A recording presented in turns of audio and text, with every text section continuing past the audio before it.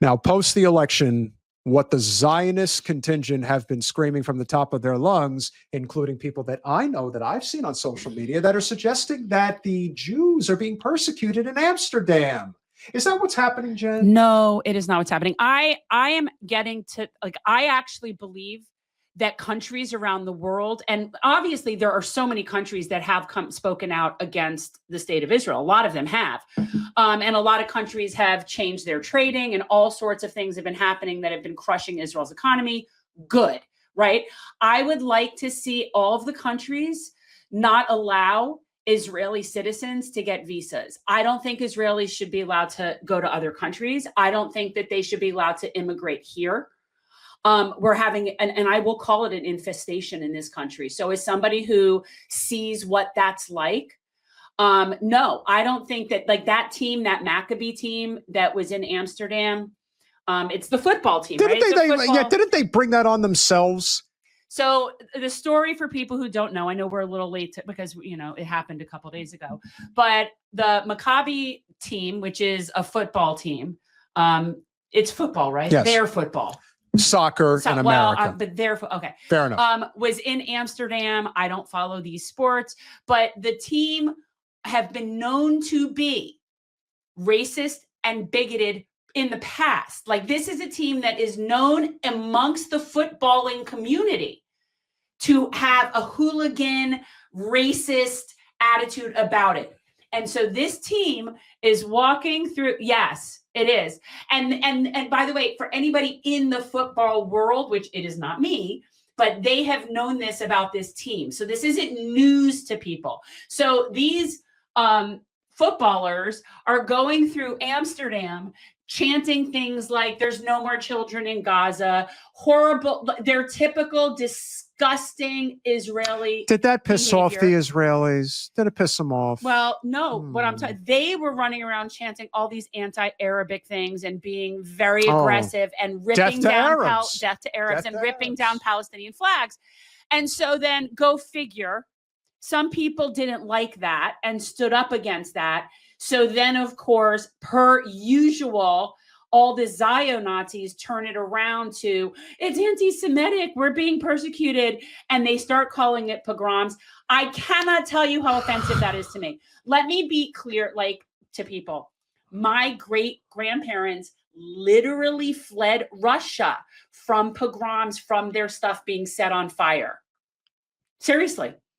And my great-grandmother ended up having to spend like 2 weeks on Ellis Island because of head lice, but that's neither here nor there. But the point is, these people were evicted. They had to leave everything behind. They had to flee. That is a pogrom when you are the person that is the victim and you are being persecuted.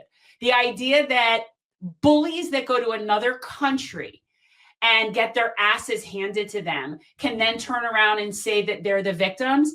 This is why Israel is imploding around the world. But again, please, countries of the world other than us, because we'll never do this, but countries of the world, stop giving visas to Israelis. Don't let them come to your countries. Seriously. You know, as soon as they're complete pariahs, maybe they'll care, the individuals, maybe they will. Stop letting them into your country. I wish we could stop letting them in here.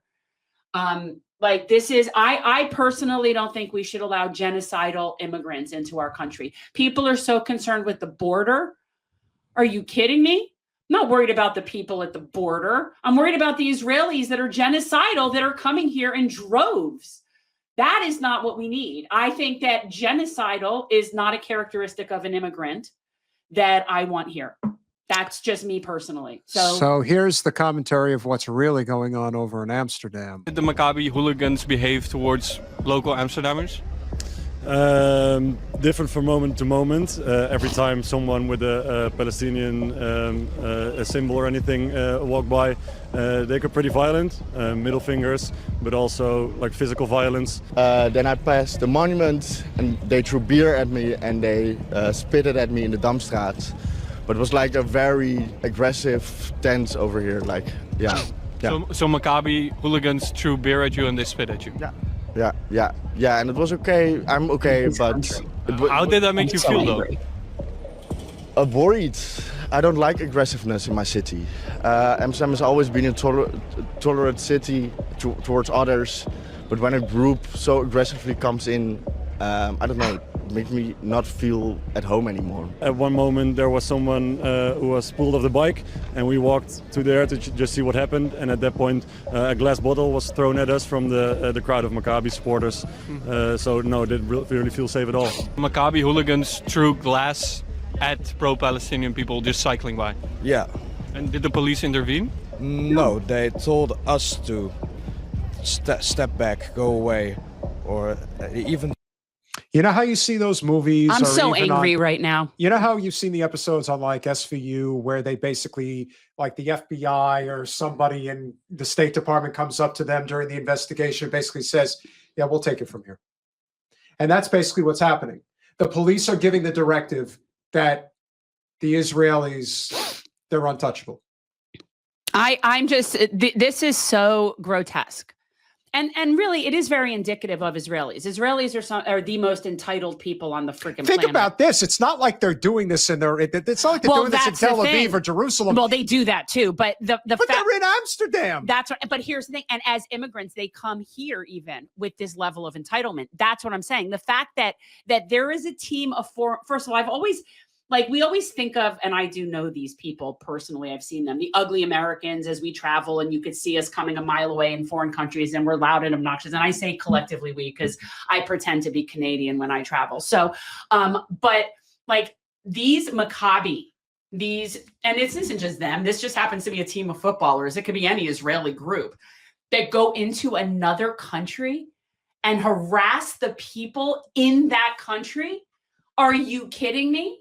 I really think that we need to stop allowing Israelis to get visas. Is there any truth to what Kimmy's saying? Yeah, everybody's scared of being called anti-Semitic. I'm not. I don't give a shit. Yeah, I don't care anymore. Doesn't matter to me. I don't care. But no, I understand that. And I do understand for people. See, it isn't so much about being called anti-Semitic. It's really about how it affects people's livelihoods and where they work. And that's a big part of the problem. A lot of people are scared to say things because they could lose their jobs. People have lost their jobs. That's where the problem comes into play. Right. It isn't about being, I mean, it's yes, economically related. Well, yes, I think people are more concerned about that than they are if somebody thinks they're anti-Semitic. Although, nobody wants to be thought of as anti-Semitic. I, at this point, don't care anymore. I don't blame you. I just don't care. But I do, and I'm anti-Israeli, to be honest with you. I think that it has been shown that the majority of them are supportive of what's going on there. So that means the majority of Israelis support a genocide. And so, ergo, I don't want those people around. I don't want them traveling to my country. I don't want them moving here. And they should not be. This team, whatever I don't know the governing body of the football league or whatever it is. But FIFA? I don't know if this is under that. I don't know exactly what leagues or what, but whatever that is that these Maccabi team, whatever's under, they should be banned. They should be banned from this league. This is unacceptable, and these countries should not let them in. And I'll tell you what, the only reason that they get away with it where they go is because they don't do that shit here. No, because they go to places where no one has guns. See, when you go to a place like this, yeah, you could go bully the whole friggin' world. You try that shit here and see what happens. The interesting thing that's going to end up happening in this particular administration, because as we had pointed out, Trump was going to have, I don't know if he was going to have Nikki Haley, but he was going to have Mike Pompeo in his administration. And the MAGA movement, but I think more so the MAGA libertarians basically said, you are not putting Mike Pompeo in this administration, and Trump caved. He caved, and he's not putting him in. Good. Pompeo is out. Now, Elise Stefanik is being put in a token position. And exactly. She's horrible. And she is fiercely loyal to Trump. But the point is, it's a pointless position. There's no power there, and that person's whoever is sitting in that position just raises their hand to veto everything. So it doesn't really matter. Yeah, being a UN ambassador is almost the equivalent of being the press secretary. It's basically the same thing. It's a well-paying. You are going to get shit on job if you fuck up, and boy, is she going to fuck up. Like she really will. Honestly, I prefer people like her not being in our legislature. So I don't like, to me, I'm glad that good, let her go there. We don't need her sitting in Congress. You know, this so is one of the, this is again, one of the silver linings of the Trump presidency is that now more and more people are going to be paying attention on an even greater detail as to what Israel is up to, because everyone just blindly assumes. I don't know if that happened. If anybody knows, I don't know what the current status is. Israel fly them out. I mean, it wouldn't surprise me. Yeah, that sounds like I mean, that sounds very like typical, like type of thing to do. It's like, oh my God, they're anti-Semitic. They're coming at us. You know what? Good. Stay out of their country. Yeah, enough with this bullshit about, oh my God, you're offending me. You're massacring people. Nobody cares about your feelings. And you know what? Honestly, they get away with shit because of where they pull it. Indeed. We'll finish it up. Said, then you shouldn't have stood there. So they blamed you for being attacked. They did.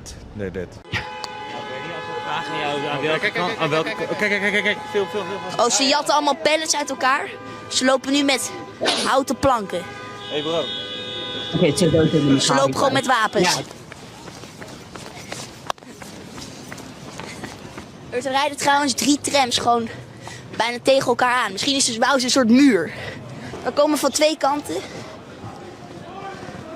Ze komen van 2 kanten. De conflicten komen nu. Zo dan. Zo dan. Kom je bijdraaien? Zo, ik moest ook net stoppen met filmen. Ze zeiden, voor je eigen veiligheid zet nu je mic uit. Why is this baby out, first of all? He looks like he's like 12. But how dare they're in another place acting like that. Oh my God. I would love to see them try that shit. Like, I don't know, maybe Southside Chicago.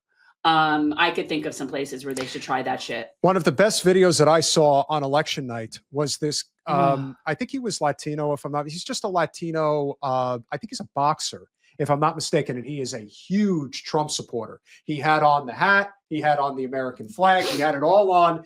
And Rabbi Shmuley went up to this guy thinking that he was a comrade. And this guy saw it was Shmuley and he told him, get the fuck away from me. Did he really? Get the fuck away from me. You do not have anything to do with MAGA. You have nothing to do with this movie. And Shmuley, in Shmuley fashion, of course, do you see what this guy is doing here to me? Do you see what he did? He's yelling at me. Shmuley really does look like one of those little bankers at Gringotts in Harry Potter. No, he looks like a troll, like a real troll. But you've never seen the Harry Potter? I've never seen a single Harry Potter movie.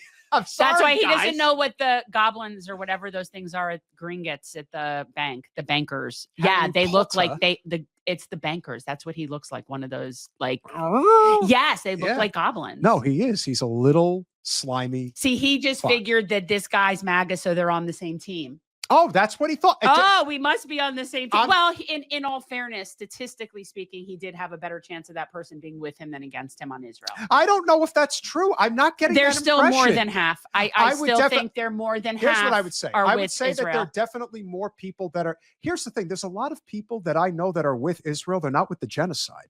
Like, there are people that know that this is a genocide who still, like, they love Israel. And No. Those things cannot mutually exist anymore.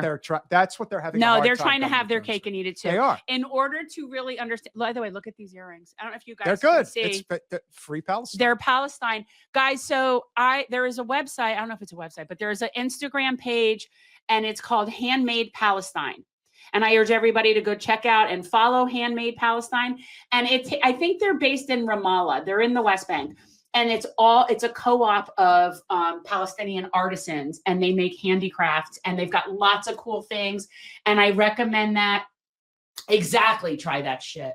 I recommend for anybody, if you guys do holiday gifts, I bought a whole bunch of really cool stuff. They have like little kids games and stuff, and it's all handmade artisan stuff from Handmade Palestine.